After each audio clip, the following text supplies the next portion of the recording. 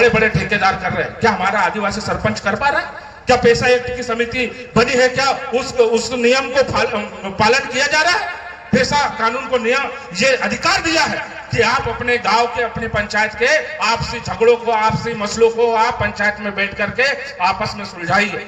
आपको ग्राम सभा में यह ताकत दी थी कि आप लोग ये तय करो कि आपके गांव में किस प्रकार के विकास चाहिए, आपको नाली चाहिए, बांध चाहिए, बिजली चाहिए, हॉस्पिटल चाहिए, स्कूल चाहिए। लेकिन आज ग्राम सभा को भी पूर्ण रूप से खत्म करने की बात हो रही है। और ग्राम सभा पंचायत राज अधिनियम किसके लिए लाया था? आप सब लोगों के लिए।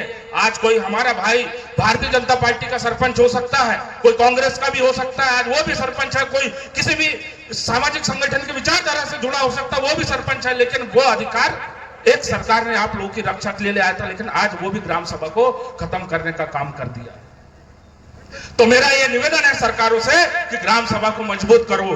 पैसा कानून यदि आपने हमें दिया है तो उसका पालन कड़ाई से हो, और पैसा कानून के माध्यम से, ग्राम सभा के माध्यम से ये बात एसडीएम और कलेक्टर तक पहुंचे कि इस क्षेत्र की जनता क्या चाहती है। अगर यहाँ पे 132 केवी बिजली की मांग अगर हो रही है तो यहाँ के विधायक को, यहाँ के सांसद को, यहाँ के प्रशासन को और देश की सरकार को सोचना चाहिए और यहाँ पे बिजली की व्यवस्था करना चाहिए। ये भी हम मांग इस मंच के माध्यम से सरकार से करते हैं, क्योंकि हम सरकार, आप लोग अपने अपने क्षेत्र में ग्राम सभा का प्रस्ताव पारित करवाइए, अपने अपने क्षेत्र में पैसा एक्ट समिति के माध्यम से प्रस्ताव पारित करवाइए, और कोई भी बांध यहाँ पे बने उसका विरोध कीजिए, क्योंकि हमें सरकार ने पैसा कानून में ये अधिकार दिया है और उस अधिकार को मानना सरकारों की जवाबदारी और जिम्मेवारी है। मैं इस मंच से आकर के मैं किसी सरकार की बुराई नहीं कर रहा हूं, लेकिन उस सरकार को मैं जगाना चाहता हूं कि आपका समाज क्या चाहता है।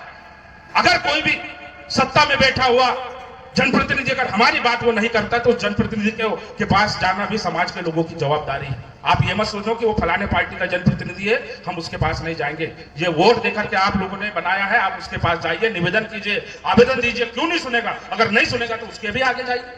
हमारे पास बहुत सी चीजें, 5 साल है, अगर 5 साल में हमारा भाई नहीं सुनता है तो और भी हमारे बीच में ऐसे भाई लोग हैं जिनको मौका देकर के आप आगे ला सकते हो, और उनको, ताकि वो आपकी बात विधानसभा और लोकसभा में रख सकर आपकी समस्याओं का समाधान कर सके। आज स्कूलों की क्या स्थिति है? आज स्कूलों में शिक्षक नहीं है, और जो शिक्षक है उनको भी आपने जनगणना में लगा दिया, एसआईआर में लगा दिया, वोटर लिस्ट में लगा दिया। वो बेचारा पढ़ाई नहीं कर रहा है, वो सरकार के कामकाज में लगा। जो हमारा बच्चा, जिसको स्कूल की शिक्षा उसको चाहिए थी, गुणवत्तापूर्ण स्कूली शिक्षा, आज वो उससे वंचित है।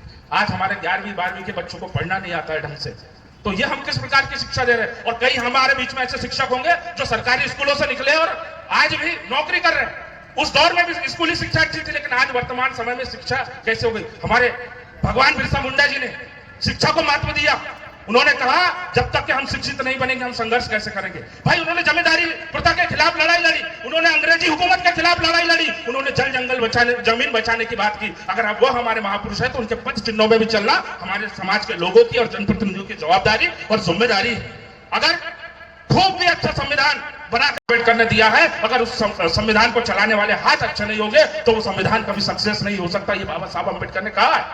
तो संविधान को चलाने के लिए हमारे जनप्रतिनिधियों को जगाना भी हम लोगों की जवाबदारी है। अगर उनके काम कहीं पे गलत है तो वो आपका भाई है, आपका बेटा है, आपका मित्र है, आपका समाज का व्यक्ति है। आप उसको 10 बार बोलो भैया ऐसा नहीं, ऐसा हमारे क्षेत्र में ये दिक्कत है, हमारे लिए ये बात आप रखो। किसी भी व्यक्ति की बात मैं करूं, और चाहे हमारे क्षेत्र में हम वो लेरदा घाट के लिए इतनी लड़ाई लड़ते रहे, लेकिन हुआ क्या? सिर्फ छोटे छोटे बेरी के वो बना दिए वहां पे स्टॉपेज, लेकिन आज भी लेरदा घाट की कटाई को पूरा नहीं किया गया। आज भी कई इतने सारे एक्सीडेंट होते हैं। आज नल जल योजना की क्या स्थिति? आज भी हमारे लोगों को पीने का पानी नहीं मिल रहा। इंदौर में दूषित पानी मिलने से 28 लोगों की मौत हो गई।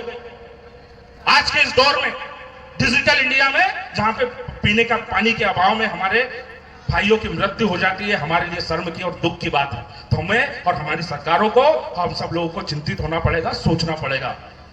मैं आप लोगों से बस केवल यही निवेदन करने आया हूं कि जब भी इस क्षेत्र की कोई भी बात हो, हम सब लोगों को मिलकर के लड़ना है। और सामाजिक संगठन के साथियों से भी मेरा एक निवेदन है, अनुरोध, जिस प्रकार आपने हम लोगों को भी बुलाया, और भी हमारे राजनीतिक दलों के जनप्रतिनिधि हैं, चाहे वो विधायक हो, सांसद हो, कोई भी हो, सब लोगों को आप बुलाओ, क्योंकि समाज की बात है और समाज के बीच में बैठना, समाज के लोगों की बातों को सुनना